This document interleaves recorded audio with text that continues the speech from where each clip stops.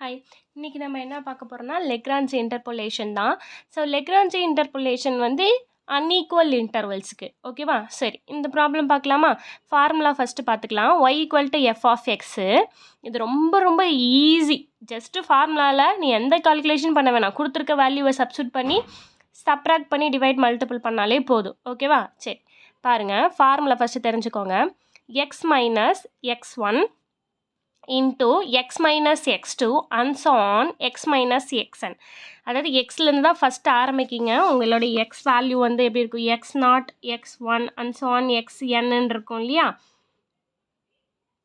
இந்த மாதிரி இருக்கும் இல்லையா?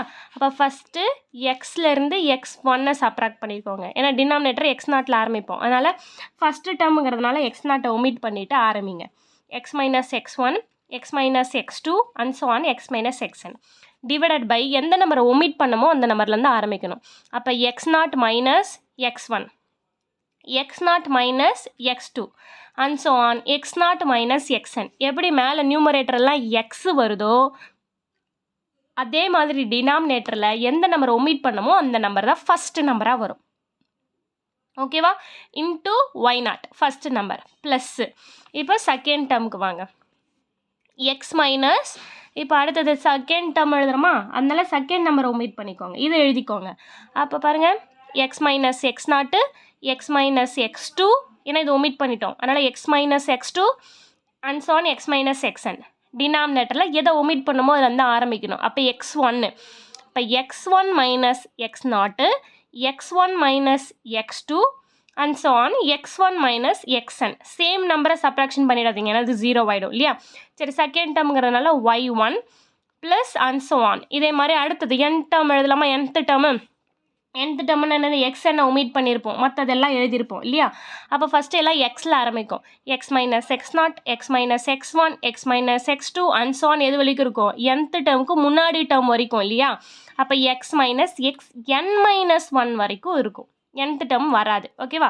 ஸோ டிவைடட் பை எதுலேருந்து ஆரம்பிக்கணும்? ஒமிட் பண்ண டேர்ம்லேருந்து. xnல தானே ஒமிட் பண்ணோம். So xn minus x0, xn minus x1 into x minus x2 and so on xn minus xn minus 1 அதுக்கு முன்னாடி டேர்ம் வரைக்கும் இன்ட்டு yn. இவ்வளோ தான் லெக்ரான்ஜி ஃபார்முலா. ஓகேவா? ரொம்ப ரொம்ப ஈஸி தான். இது ப்ராப்ளம் போட்டிங்கன்னா உங்களுக்கு ரொம்ப ஈஸியாக புரியும். பாருங்கள், கொஸ்டினில் என்ன சொல்லியிருக்காங்க? Using Lagrange interpolation formula find y of 10 from the following table. எப்பவுமே சொல்லியிருக்க கொஷினில் கொடுக்குறதா எக்ஸ் வேல்யூ. அப்போ 10ங்கிறது என்னது? உங்களோட X value. Just formula apply பண்ணாலே போதும். இப்போ பாருங்கள், நம்ம ஃபார்முலா அப்ளை பண்ணலாமா இந்த இதுக்கு? By Lagrange interpolation formula we get, எதுக்கு கண்டுபிடிக்க போகிறோம்? ஃபஸ்ட்டு ஃபார்முலா எழுதிக்கலாமா? y of f of x. இதுக்கு அது நம்ம எழுதுனது ஜென்ரல் ஃபார்முலா. இந்த கொஷினுக்கு பர்டிகுலர் ஃபார்முலா எழுதலாமா? ஃபஸ்ட்டு எப்பவுமே என்ன எழுதியிருப்போம்?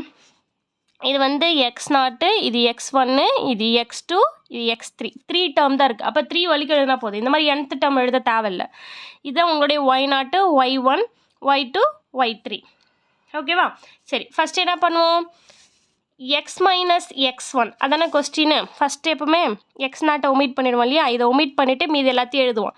இப்போ x minus x1, x minus x2, அடுத்தது என்ன? x minus x3. அவ்வளோதான். nth டேர்ம்லாம் எழுதவே தேவையில்ல. ஓகேவா?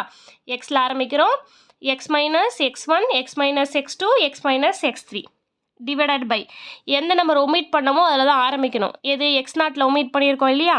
அப்போ x0 மைனஸ் x1 சேம் நம்பரை எழுதக்கூடாது, அதனால் அடுத்த நம்பருக்கு போயிட்டேன். அப்புறம் x0 minus x2, x0 minus x3. 3 term தான் இருக்குது, அதனால் அதோடு முடிச்சுக்கிறோம். இன்ட்டு ஃபஸ்ட்டு நம்பர் என்னது? y0 ப்ளஸ் இப்போ செகண்ட் டேர்ம் எழுதுகிறோம் அதே மாதிரி. அப்போ பாருங்கள், செகண்ட் டேர்ம்னா என்னது? x1 ஒமிட் பண்ணிடுவோம் இல்லையா? அப்போ x1 ஒமிட் பண்ணிவிட்டு மீதி எல்லாம் எழுதுனா என்ன வரும் உங்களுக்கு? எக்ஸில் தான் ஆரம்பிப்போம் இல்லையா? x minus x0, x minus x2, அடுத்தது x minus x3 divided by எதை ஒமிட் பண்ணியிருக்கோம்? x1 அப்போ x1ல் தான் ஆரம்பிக்க போகிறோம். x1 மைனஸ் எக்ஸ் நாட்டு இங்கே மேலே என்ன இருக்கோ அது அப்படியே கீழே வரும். ஆனால் எக்ஸுக்கு பதிலாக மட்டும் x1 வரும், அவ்வளோதான். ஓகேவா?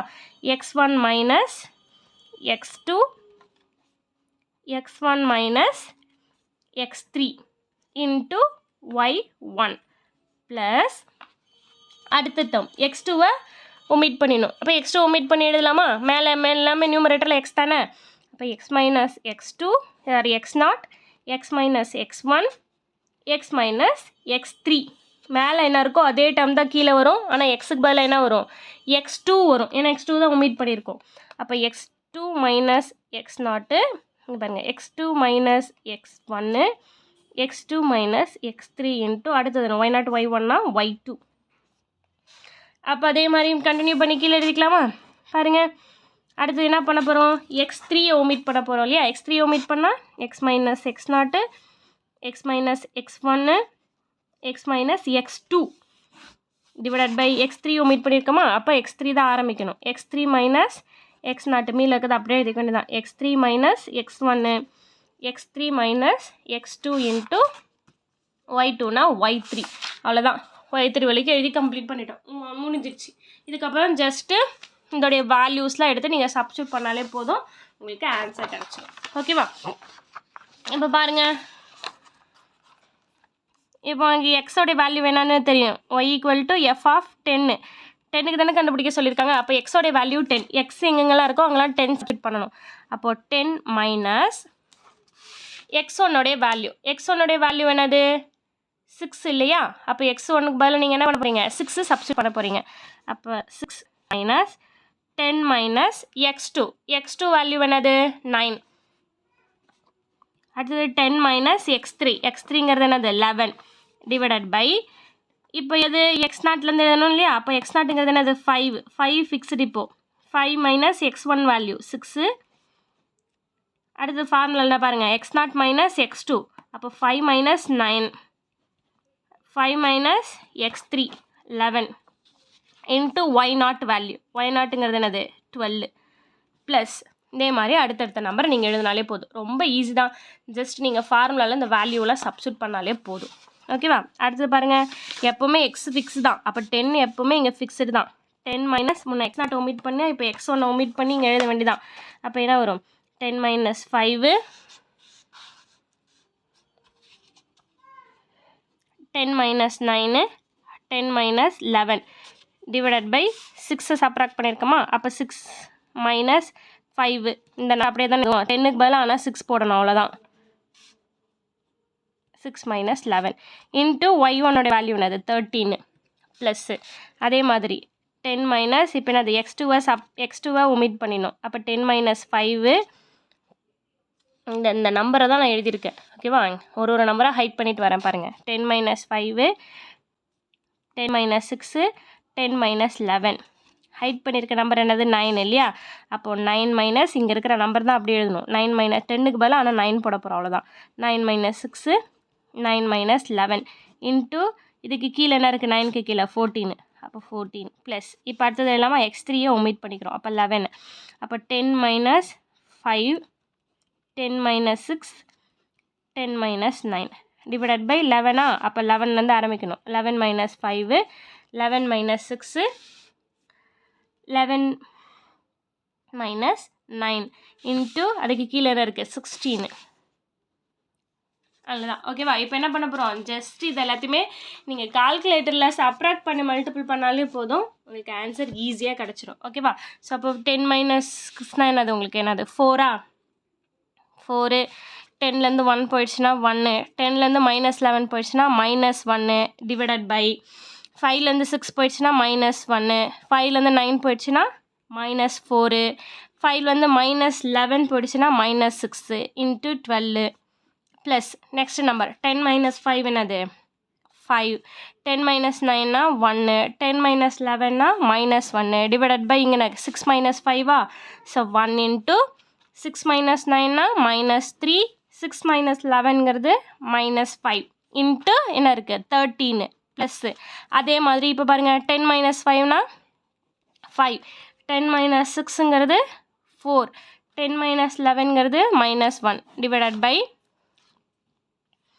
9 மைனஸ் 5. 9 மைனஸ் 5னா 4ஆ, 9 மைனஸ் 6ங்கிறது 3, 9 மைனஸ் 11ங்கிறது -2 இன்ட்டு 14 ப்ளஸ் அடுத்த நம்பர் பாருங்கள். 10 மைனஸ் 5னா 5, 10 மைனஸ் 6னா 4, 10 மைனஸ் 9ங்கிறது 1 டிவைடட் பை 11 மைனஸ் 5னா 6, 11 மைனஸ் 6னா 5, 11 மைனஸ் 9னா 2 இன்ட்டு 16.